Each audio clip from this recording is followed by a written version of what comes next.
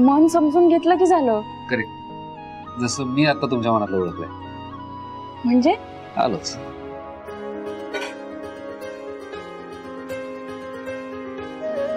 ही घ्या तुमची औषधं. औषधं?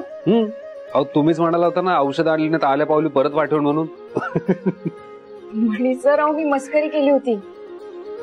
म्हणजे मगाशी तुम्ही ज्या ऑर्डर साठी गेला होतात ते औषधांसाठी पैसे मिळावेत म्हणून. नाही, तसं का करेन मी?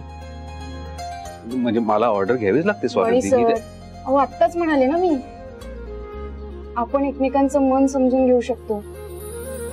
मला तुमच्या मनातलं कळलंय. आणि तसंही मनावर शब्दांचा पडदा टाकता येत नाही. मन नेहमी स्वच्छ, स्पष्ट आणि खरं बोलत असतं. आणि तुमचं मन आता खरं बोलतंय. थँक्यू. थँक्यू स्वानंदी. अहो मी बाहेर डिलिव्हरी बॉय, घरातही डिलिव्हरी बॉय नका करू मला.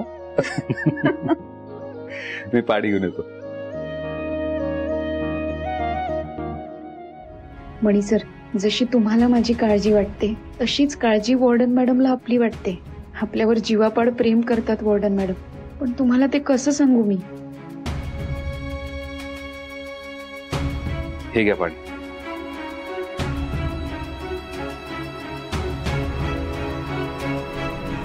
काय कुठे हरवलाय? ते पाणी घ्या आणि औषध घ्या. चला. मणी सर, अहो मला आता आठवलं, ही ऑर्डर होती ना पूर्ण केली, ती द्यायची आहे. स्वानंदी, घरात एवढा तमाशा झाला, तुम्हाला एवढा त्रास झाला, आणि अशा परिस्थितीत तुम्हाला ही ऑर्डर आठवते? आणि एवढंच महत्वाचं मला सांगा, मी नेऊन देतो. कुठे? नाही मणी सर, अहो फॅक्टरीमध्ये काम करत असताना तुम्ही एक छान गोष्ट सांगितली होती मला. ती अजूनही लक्षात आहे माझ्या आणि मी कायम फॉलो करते. कुठली गोष्ट? आपण आपल्या कामाच्या बाबतीत नेहमी सिरियस असायला हवं. कुठल्याही परिस्थितीत आपण आपली कमिटमेंट पाळली पाहिजे. काम आणि खासगी आयुष्यात गल्लत करू नये. मणी सर, मी त्या बाईला कमिट केलं होतं की मी तिची ऑर्डर पूर्ण करून देणार, आणि मला माझी कमिटमेंट पाळायची आहे. आता आज माझ्या खासगी आयुष्यात जे झालं त्याचा परिणाम मी माझ्या कामावर होऊ देणार नाही, म्हणून मला जायला हवं. नाईस, मला आवडली तुमची कमिटमेंट. पण त्याआधी हे गोळ्या औषधं घ्या, मग जा, आणि लवकर घरी या परत. घ्या. गुड.